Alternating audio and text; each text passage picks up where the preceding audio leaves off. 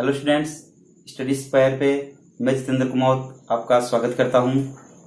जैसा कि आपने थंबनेल में देखा है कि आज हम यहाँ पे मैट्रिक्स जो एक्सरसाइज 3.1 है या जो अपना चैप्टर 3 है वो यहाँ पे डिस्कस करने वाले हैं। तो सबसे पहले हम इसमें देखते हैं कि अवयव अर्थात मैट्रिक्स क्या होता है और इसकी डेफिनेशन की बात करेंगे।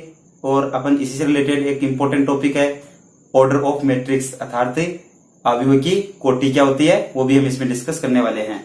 तो बिना देरी किए हुए हम वीडियो को स्टार्ट करते हैं। तो देखिए, सबसे पहले यहाँ पे हमने लिख रखा है अवयव अर्थात मैट्रिक्स। तो सबसे पहले अपन बात कर लेते हैं अवयव की परिभाषा।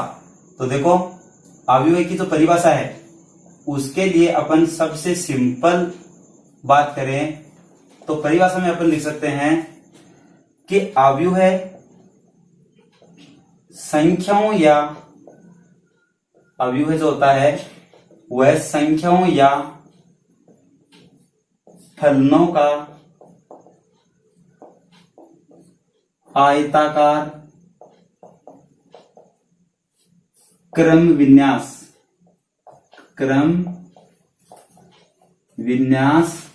होता है। ठीक है, विन्यास होता है। अब देखो, जिनमें संख्याओं या फलनों की बात कर रहा हूं आयताकार क्रम विन्यास में जिनको हम लिखेंगे उन संख्याओं को तो मैं यहां लिख देता हूं उन संख्याओं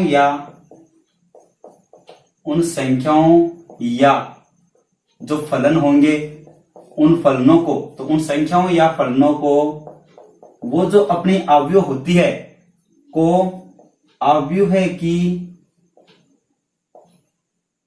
प्रविष्टि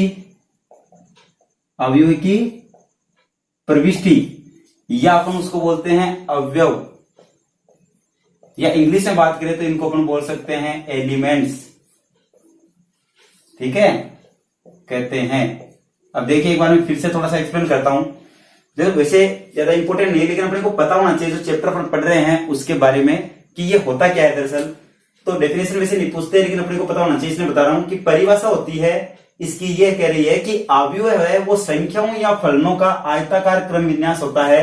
अभी मैं बना के बताऊंगा। अब देखो, उस आयताकार क्रम विन्यास में जो भी डाटा लिखा होगा उनको अपन बोलेंगे अवयव की प्रविष्टि या फिर अवयव या फिर एलिमेंट्स अपन उनको बोलते हैं। अब देखो, ये बनाते कैसे हैं इसके लिए अपन विचार डिस्कस करते हैं अपना। तो सबसे पहले जैसे मैंने मान लिया कि अपने पास में एक स्टूडेंट है, उसका नाम है यश। क्या नाम है स्टूडेंट का? यश। अब यश के पास में ध्यान देना, आपको पता है कि उसके पास में 5 पुस्तकें हैं। कितनी पुस्तकें हैं उसके पास में? 5 पुस्तकें हैं। तो आपको जैसे ये बात पता है कि यश स्टूडेंट है, उसके पास में 5 पुस्तकें हैं, तो आपको कहा जाए कि आप इसे थोड़ा सा ऐसे लिख सकते हैं क्या? तो आप लिखेंगे कि सर आप ऐसे लिख दो, इसको यहां पे 5 लिख दो। अब आपको पता है कि यश के पास में 5 पुस्तकें, तो जब भी आप इसे देखोगे तो आप कहोगे कि सर ये जो आपने लिख रखा है वो यश के पास में पुस्तकों की संख्या है। ठीक है जी। अब मान लीजिए वही स्टूडेंट अपने पास में यश है, उसके पास में आपको पता था कि 5 तो पुस्तकें हैं। ओके सर, उसने क्या किया? 3 कलम और खरीद ली है, 3 कलम और परचेज कर ली। अब सर जब ये एक ही डाटा था, एक की संख्या थी, तब तो हमने ऐसे लिख दिया। अब सर 5 पुस्तकें 3 कलम और बतानी है, तो क्या आप इसे ऐसे लिख सकते हैं क्या कि 5 तो लिख दिया पहले और फिर थोड़ी जगह छोड़ के ऐसे लिख दिया 3। अब यदि आपको पता है कि ये 5 क्या है और ये 3 क्या है तो आप आसानी से समझ सकते हो, आपको ये पूरा थ्योरेटिकली लिखने की जरूरत नहीं पड़ेगी। अभी आप इसे पढ़ेंगे कि सर ये 5 है वो तो है पुस्तकों की बात हो रही है, और ये जो 3 है वो कलमों की बात हो रही है, अर्थात कलम की बात हो रही है। अब देखिए, ये तो सर एक स्टूडेंट की बात थी, आपने आराम से लिख दिया। अब मान लीजिए अपने पास में एक स्टूडेंट और हो, जैसे कि स्टूडेंट का नाम हो पंकज। क्या नाम हो? पंकज। तो अब देखो, मैं कहता हूं कि यश के पास में 5 पुस्तकें और 3 कलम थी, ऐसे लिखा। अब देखो, मैं कह रहा हूं पंकज नाम का एक स्टूडेंट है, उसके पास में 6 पुस्तकें हैं, उसके पास में 6 पुस्तकें, और मान लेता हूं कि उसके पास में 4 कलम है। तो इसको कैसे लिखेंगे? देखो, मैं पंकज को अलग से लिख रहा हूं और यश के लिए मैंने अलग से बना दी है। अब देखो, पंकज और यश, ये केवल पंकज के लिए कैसे लिखेंगे? तो सर ये सिंपल सी बात है, 6 उसके पास में पुस्तकें हैं और 4 उसके पास में कलम है, कोई दिक्कत नहीं, बन गया। अब देखो, एक बार ध्यान से देखना, मैंने यश के लिए अलग से बना दी, पंकज के लिए अलग से बना दी, लेकिन अब आपको कि सर एक काम करो, ये जो डाटा है ना, ये वाला इतना, ये ऐसे मान लो कि अपने को एक साथ में दिया हुआ है कि यश के पास में 5 पुस्तकें 3 कलम है और पंकज के पास में 6 पुस्तकें और 4 कलम है। ठीक है, इसकी अवयव बना के बताओ। तो बहुत सिंपल है, आप ऐसे बना सकते हो क्या कि सर यहां लिख दो 5 और यहां पे लिख दो 3, यहां पे लिख दो आप 6 और यहां पे लिख दो 4। ठीक है सर, ऐसे लिख सकते हैं। अब पढ़ने वाला क्या पढ़ेगा, इसे पढ़ने वाला पढ़ेगा सर कि ये जो 5 है वो तो है यश के पास में पुस्तकें। चलो अपन थोड़ा सा और इसको मॉडिफाई कर लेते हैं कि यहां पे मैं ऐसे लिख देता हूं, थोड़ा सा एक बार चेंज करता हूं, फिर नेक्स्ट स्टेप में ये बनाते हैं। ये किसकी बात हो रही है, यश की। ये किसकी बात हो रही है, पंकज की। कोई डाउट नहीं होना चाहिए इसमें। ठीक है सर, ये क्या है, ये जो मैंने लिख रखा है 5, ये क्या है, ये है नंबर ऑफ बुक्स अर्थात पुस्तकों की संख्या। तो मैं एक बार थोड़ा सिंपल में पुस्तक लिख देता हूं। और ये किसकी बात हो रही है, कलम। अब देखने वाला आराम समझ जाएगा कि यश के पास में 5 पुस्तकें 3 कलम है और पंकज के पास में 6 पुस्तक और 4 कलम है। ठीक है सर, इतना हमें समझने आ गया। अब सर इसे थोड़ा और अरेंज करो। तो देखो मैं इसे और अरेंज करता हूं, तो कैसे अरेंज करूंगा, यहां पे मैं इसको थोड़ा ऐसे लिख दूं क्या इसी डाटा को, कि देखो आप ऐसे लिख दो इसको कि 5 और यहां पे लिख दो 3, यहां पे लिख दो 6 और यहां पे लिख दो 4। और इसे ही अपन ने व्यवस्थित करके थोड़ा यूं बना दिया है। तो इसमें देखो क्या है, मेरे पास में 2 तो बन गए हैं स्तंभ। ये हो गया मेरा फर्स्ट कॉलम, जिसको मैं कहूंगा प्रथम स्तंभ। क्या कहूंगा, स्तंभ।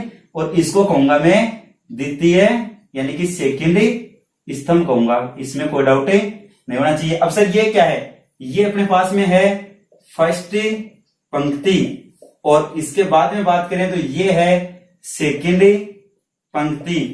तो अगर अपना अब बात करें अवयव की परिभाषा की, तो मैंने कहा था अवयव है संख्या या फलनों का आयताकार क्रम विन्यास। तो मैंने एज ए आयताकार बना के, देखो वर्गाकार भी होता है आयताकार भी होता है, तो अपन यहाँ पे डेफिनेशन में आयताकार यूज करते हैं। फिर इनका क्रम विन्यास था, क्रम से लिखा हुआ और अच्छे से अपने को समझ में आ जाए वो होता है। और ये जो संख्याएं हैं या जो फलन इसमें अपन लिखते हैं उनको क्या कहते हैं, प्रविष्टि। तो ये जो 5 है वो इस मैट्रिक्स का एक अवयव है, 3 इस मैट्रिक्स का अवयव है, 6 भी मैट्रिक्स का अवयव है और 4 भी क्या इस मैट्रिक्स का अवयव है। तो इस तरह से अपन क्या बनाते हैं, अवयव बनाते हैं। दूसरे शब्दों में कहें तो अवयव है वो पंक्तियों और स्तंभों से मिलके बनी होती है। और यही जो अपना प्रदर्शन है या जो हमने व्यवस्था बनाई है, व्यवस्था या हमने जो ये प्रदर्शन आपके सामने बनाने के लिए किया है, इसी व्यवस्था या प्रदर्शन को भी क्या कहते हैं अपन, अवयव कहते हैं। समझ में आ गया होगा। पहले अपने पास में रफ डाटा था, फिर उसको थोड़ा हमने अरेंज किया, फिर और अरेंज किया। तो हम इसमें क्या कर रहे हैं, धीरे धीरे इसकी व्यवस्था बना रहे हैं, इसको अलग से थोड़ा शो कर रहे हैं। इसी चीज को हम क्या कहते हैं, अवयव। तो ये बहुत ही लोकल सी डेफिनेशन हो गई, लेकिन स्टैंडर्ड डेफिनेशन की बात करें तो ये इसकी डेफिनेशन होती है। यहां तक कोई दिक्कत नहीं होनी चाहिए। अब अपन बात करते हैं थोड़ी सी अवयव। सर ये तो हमने आपने एक एग्जांपल बताया, थोड़ा सा डिटेल में और लेते हैं। तो आप यहां पे देखेंगे कि इसके सर एग्जांपल और एग्जांपल लेते हैं। और दूसरा जो टॉपिक अपन इसमें पढ़ने वाले हैं वो है आपके पास में इसकी कोटि। तो अपन उनकी कोटि को भी डिस्कस करेंगे और साथ ही साथ में कैसे अपन अवयव बनाते हैं। जैसे मान लीजिए एक अवयव में लेता हूं ए नाम से, ठीक है, ठीक है सर, बनाते हैं। जैसे इसमें मैंने लिख दिया 1 2 3 फिर 4 5 एंड 6। दूसरा मान लीजिए मैंने एक अवयव बनाया बी नाम से, तो मैंने उसको कुछ इस तरह से बना दिया। देखो जरा एक बार समझना आप, मैंने इस तरह से बनाया, इसको लिख दिया मैंने 3 4 5, कुछ भी लिख लेते हैं 6 9 8 अपनी मर्जी से। फिर देखिए मान लीजिए मैंने एक सी नाम से एक अवयव और बनाया है और उसको मैंने कुछ इस तरह से डिफाइन कर दिया है। ठीक है, अब देखेंगे आप, इसमें मैं लिख देता हूं अपनी तरफ से, जैसे 1 2 3, यहाँ पे 1 आपको मैच हो जाएगा, मैं 5 4 लिख देता हूं। फिर यहां लिख देता हूं 2 3 9, जैसे ऐसे लिख दिया। ये तीनों ही क्या है, अवयव है। यानी कि इस अवयव को प्रदर्शित इस कोष्टक की सहायता से भी किया जा सकता है, छोटे वाले कोष्टक की सहायता से भी किया जा सकता है और डबल लाइंस की सहायता से भी किया जा सकता है। अब अगर आप इस अवयव की बात करें तो ध्यान देना, इस अवयव में जो बातें आपको ध्यान रखनी है वो क्या है, ये जो अवयव है इस अवयव का जो नाम लिखते हैं, देखो ये क्या है, इसका नाम है और इसका जो नाम है वो कैपिटल लेटर से लिखते हैं। एक बात तो क्लियर हो गई होगी। दूसरी बात ये है कि यदि आपको इसके एलिमेंट्स लिखने हैं तो वो या तो आप लिखेंगे इसके जो स्मॉल लेटर्स है उनसे लिख सकते हैं, या फिर मैंने आपको लिख रखा है कि यहाँ पे अपन किसको यूज करते हैं, संख्याओं को यूज करते हैं। यहां तक डाउट नहीं होना चाहिए। मैंने सभी संख्या यूज कर, जैसे मैं एक और बता देता हूँ, चलो आप कहेंगे सर आपने फलन तो यूज किया ही नहीं है, तो मैं यहाँ पे लिख देता हूँ अपनी तरफ से कि यहाँ पे साइन थीटा, यहाँ पे कोस थीटा, फिर यहाँ पे ले लेता हूं मैं अपनी तरफ से टेन थीटा, और यहाँ पे ले लेते हैं अपन कोट थीटा। तो इस तरह से करके हमें अलग अलग अव्यय बना सकते हैं जिसमें संख्याएं हो, फलन हो, और कॉम्प्लेक्स नंबर भी हो सकते हैं, आयोटा वगैरह। जैसे सर एक बना दीजिए, तो मैं बना देता हूं एग्जांपल के लिए ई नाम से, इसमें लिख देता हूं मैं आयोटा 0 0 एंड आयोटा। तो इस तरह से अपन बना सकते हैं। अब देखो इनकी कोटि की बात करते हैं, तो कोटि क्या लिखते हैं, देखो ध्यान से, ये जो है अपनी अवयव है, इसमें कितनी पंक्तियां हैं। तो सर पंक्ति की बात की जाए तो ये पहली पंक्ति और ये इसकी दूसरी पंक्ति, तो यहां पे लिख दूंगा पंक्तियों की संख्या 2। फिर बात करते हैं इसमें स्तंभों की संख्या की, तो ये कितनी हो गई, 1 2 और 3, तो ये हो गया 2 गुणा 3। क्लियर है सर। इसमें पंक्तियां कितनी है, 2 पंक्तियां हैं, तो ये भी 2, और स्तंभ इसमें हो गए सर 3, तो 2 गुणा 3। यहां पे सर इसमें पंक्तियां 2 है और स्तंभ 3 है। यहां पे देखिएगा 2 तो पंक्तियां हैं और 2 ही स्तंभ है। इसमें बात करें तो ये भी 2 पंक्तियां और 2 स्तंभ है। तो ये जो आप लिख रहे हैं 2 गुणा 2, 2 गुणा 2 जो आपने लिखे हैं, वही क्या है, इस अवयव की ऑर्डर, यानी कि ऑर्डर होती है इसकी। तो मैं थोड़ा सा रफ करके एक बार फिर से लेता हूं। तो यहां पे आप लिख सकते हैं कि ऑर्डर जो देखना होता है हमें, किसकी बात हो रही है, ऑर्डर की। तो वो ऑर्डर कैसे लिखते हैं, और बहुत ही इजी सी बात है ये तो, कि जो आपके पास में ऑर्डर यदि आपको लिखना है तो आप इसमें लिखेंगे कि उसमें नंबर ऑफ रोज, ऑर्डर की बात कर रहे हैं, ऑर्डर ऑफ ए मैट्रिक्स। तो ऑर्डर ऑफ मैट्रिक्स कैसे लिखते हैं देखना, सबसे पहले आपको लिखना है number of rose into number of A column, और इनको मल्टीप्लाई नहीं करना है, ठीक है। तो आप जैसे अभी भी लिख रखा था, रो थी उसमें 2, कॉलम थे उसमें 3, तो ये क्या हो गया इसका ऑर्डर। हिंदी में बोलते हैं इसे अव्यूह की कोटि, अव्यूह की कोटि। तो सर फिर ये अव्यूह की कोटि क्या हो सकती है, तो मैं आपको एक व्यापक एग्जांपल यानी स्टैंडर्ड एग्जांपल दे देता हूं, जिससे आपको क्लियर हो जाएगा कि इसकी जो ऑर्डर है या कोटि है वो अपन कैसे लिखते हैं। तो देखिए जरा, मान लीजिए आपको एक ए नाम से एक अवयव क्रिएट करनी है, बनानी है, जिसमें क्या होना चाहिए, एम तो पंक्तियां होनी चाहिए और एन स्तंभ होने चाहिए। तो कैसे बनेगी, देखो ये अपना जो पहला एलिमेंट है ये है, मान लीजिए ए एलिमेंट है, और इसमें ये पहली पंक्ति का और पहले ही स्तंभ का अवयव है। तो देखो पहली पंक्ति का ना, इसलिए तो मैं यहाँ पे 1 लिखूंगा, और ये पहले स्तंभ का इसलिए भी यहाँ पे 1 लिखूंगा, तो ये हो गया A11।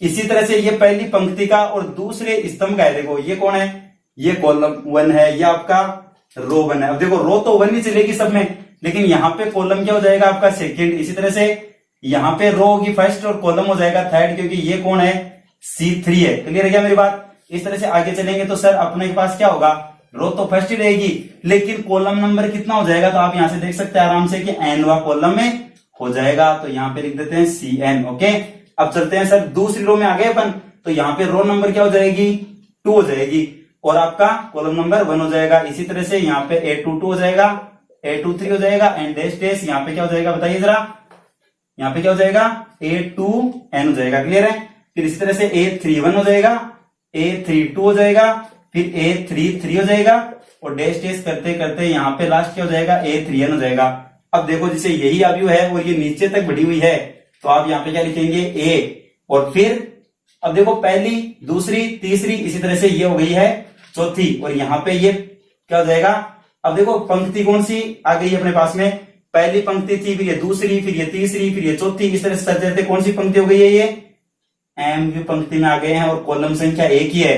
इसी तरह से यहाँ पे जो डाटा होगा अपना वो हो जाएगा AM2, फिर इसी तरह से यहाँ पे AM3, और इसी तरह से यहाँ वाला जो एलिमेंट है वो क्या हो जाएगा आपके पास में, वो आपको समझ में आ गया होगा कि सर ये हो जाएगा AM भी पंक्ति हो गई और Nवा कॉलम हो गया। तो यहाँ पे लिख देंगे M इंटू N, इसकी क्या हो गई है, ऑर्डर। ठीक है, और अपन इस वीडियो में देख चुके हैं कि किसी का भी ऑर्डर कैसे लिखते हैं, पंक्तियों की संख्या गुना स्तंभों की संख्या। यहां तक डाउट नहीं होना चाहिए। अब मैं आपको बताता हूं कि यदि किसी अवयव में मान लीजिए आपको कहा जाए कि 8 अवयव है, कितने अवयव हैं, 8 अवयव हो, कितने अवयव हो, 8 अवयव हो, तो उसकी संभावित कोटियां क्या क्या होगी, क्योंकि हमने अभी क्या पढ़ा है, इसका ऑर्डर अर्थात कोटि हमने यहाँ पे पढ़ लिया है। तो देखिए 8 अवयव होंगे तो उनसे बनने वाली संभावित जो मैट्रिक्स है उनकी कोटियां क्या होगी। तो देखो या तो बनेगी वो 1 गुना 8, या बन सकती है 8 गुना 1, या बन सकती है सर 2 गुना 4, या बन सकती है 4 गुना 2। इसके अलावा वो बिल्कुल नहीं बनने वाली है। तो आपको पता चल गया होगा। अगर यहाँ पे मान लीजिए 8 की बजाय सिर्फ 5 ही अवयव आपके पास में अवेलेबल होते, अवयव का मतलब एलिमेंट्स होते, तो वो या तो बनती 1 गुना 5 या बनती 5 गुना 1, क्योंकि जब भी हम अवयव बनाते हैं तो उसमें किसी भी एलिमेंट की जगह को खाली नहीं छोड़ा जा सकता है। तो इस तरह से आज की वीडियो में हमने देखा है कि मैट्रिक्स की परिभाषा क्या होती है और उसका ऑर्डर कैसे लिखते हैं, और मैट्रिक्स का जो नाम लिखते हैं वो हमेशा कैपिटल लेटर से लिखते हैं, उसके अंदर जो एलिमेंट्स लिखते हैं वो हमेशा स्मॉल लेटर्स में लिखते हैं, या नंबर्स हो सकते हैं, या फिर आप उसमें कॉम्प्लेक्स नंबर यूज कर सकते हैं, या फिर आप उसमें फंक्शंस को यूज कर सकते हैं। ठीक है, और उसकी कोटि हमने देख लिया है।